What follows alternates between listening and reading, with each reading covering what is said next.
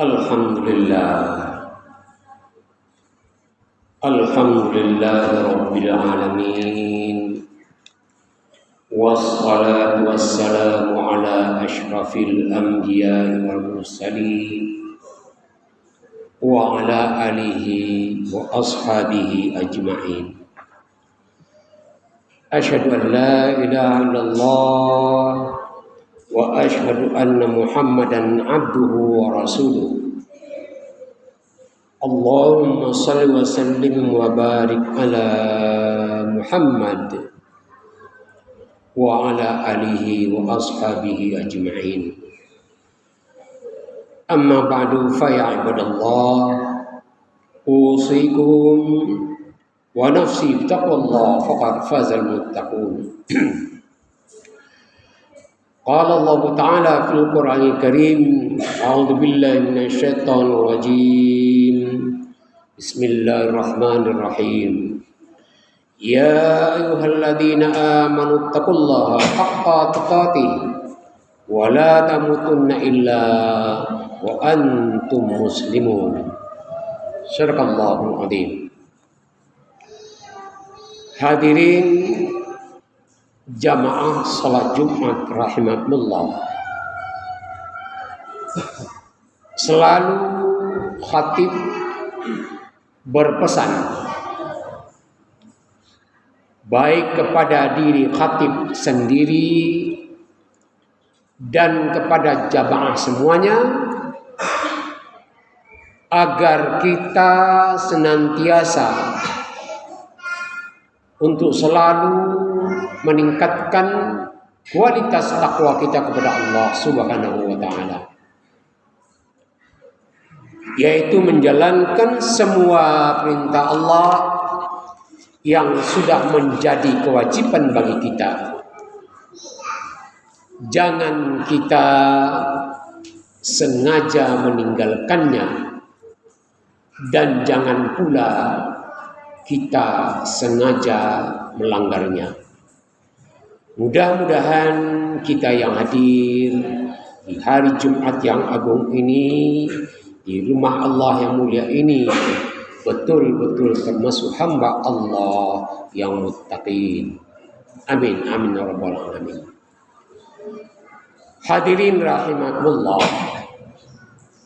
kita manusia ini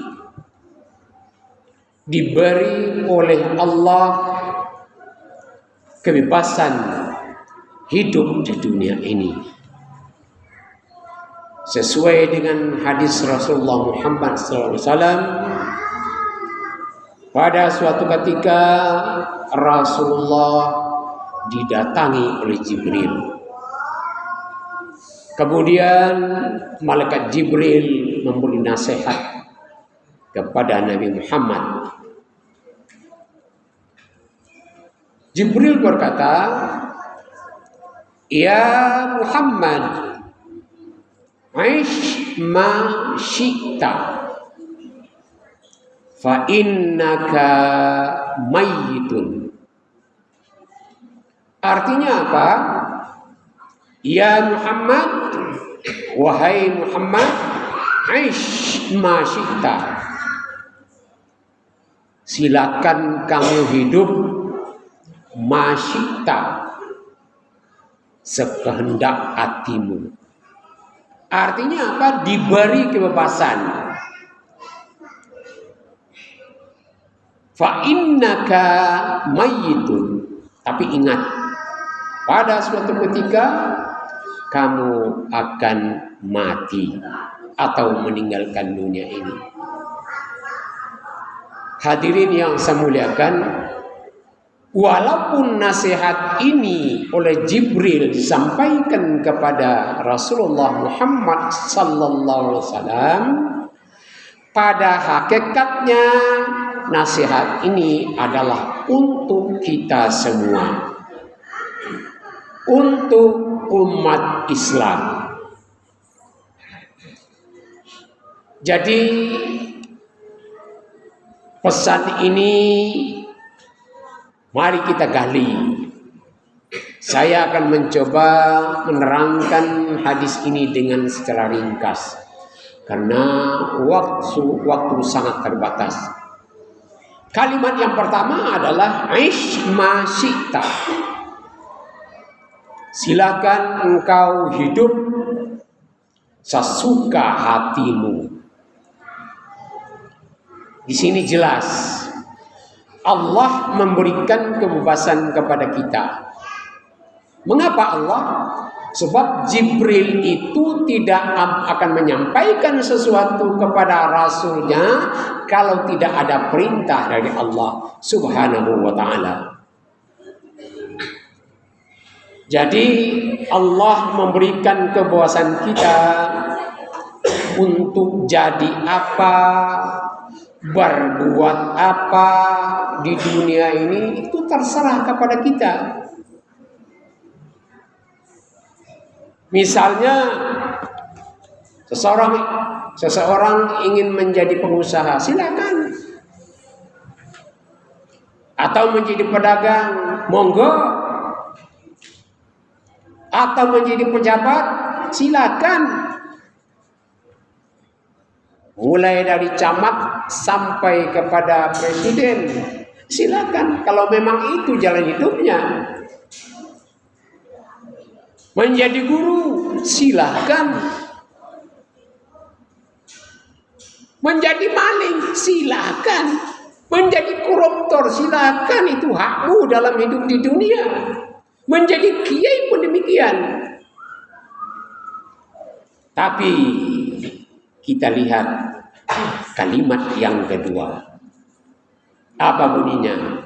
Fa innaka mayyitun. Ingat bahwa suatu ketika kamu akan mati. Nah, kalau seseorang paham kalimat ini, tentu dia akan berpikir bahwa kebebasan di atas ada rambu-rambunya, ada batasnya, ada peringatannya. Seperti yang saya katakan tadi, silakan jadi pengusaha. Pertanyaannya, apakah selamanya menjadi pengusaha? Tentu tidak. Pada seketika dia akan meninggalkan usahanya, meninggalkan perusahaannya, yaitu kematian. Maka perusahaan itu akan berpindah tangan kepada ahli waris. Begitu juga dengan pejabat. Akan selamanya kita jadi pejabat, jadi menteri, jadi gubernur, wali kota, atau presiden? Tentu tidak. Kalau panjang umurnya, dia akan pensiun. Tidak ada orang yang menjadi gubernur selama hidup. Tidak ada orang yang jadi presiden selama hidup. Kecuali ada orang-orang yang tidak sesuai dengan undang-undang kita, itu memang ada presiden seumur hidup. Tapi di negara kita itu ada batasnya, pensiun. Nah, kalau sudah pensiun, akhirnya kemana? Mati. Begitu juga dengan hal-hal yang lain.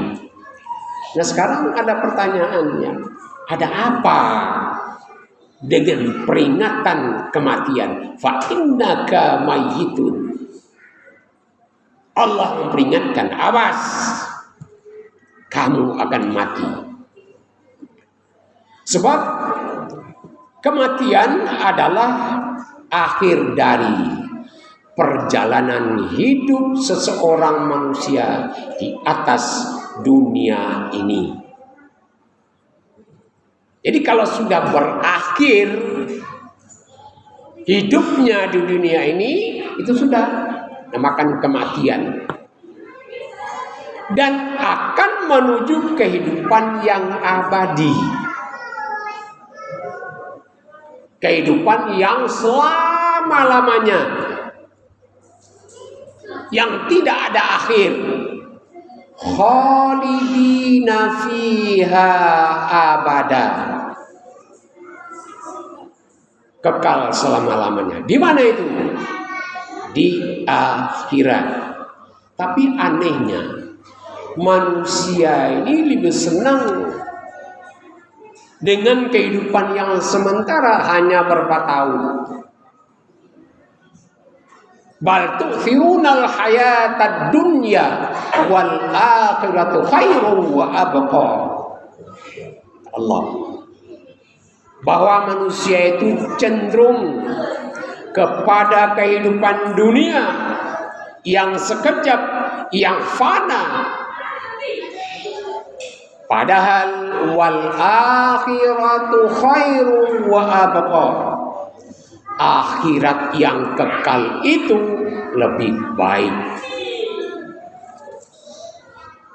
Nah, untuk menuju kehidupan yang kekal atau akhirat itu, maka kita akan melalui pintu gerbang atau dinamakan alam penantian. Jadi begitu kita mati tidak langsung ke akhirat, tidak. Ada suatu fase namanya alam barzakh atau kuburan. Inilah yang dikatakan fa innaka mayyitun. Ada apa dengan alam barzakh? Kenapa diperingatkan oleh Allah dengan kematian? Di sini seorang akan merasakan perilakunya, kebebasannya di dunia, di alam barzakh. Kalau seseorang di dunia dia banyak berlaku maksiat, berlaku zalim, tentu di alam barzakh dia akan menemui azab yang sangat pedih. Nah, sekarang pertanyaannya, berapa lama penantian di alam barzakh? Wallahu a'lam bissawab. Coba kita lihat, Nabi Adam sudah berapa ribu tahun meninggal, sampai sekarang belum dibangkitkan. Nabi Muhammad sudah 1500 tahun meninggal, belum dibangkitkan. Kita ini kalau mati berapa tahun, berapa ribu tahun yang akan kiamat yang akan datang, kita tidak tahu. Bayangkan kalau kita berlaku zalim,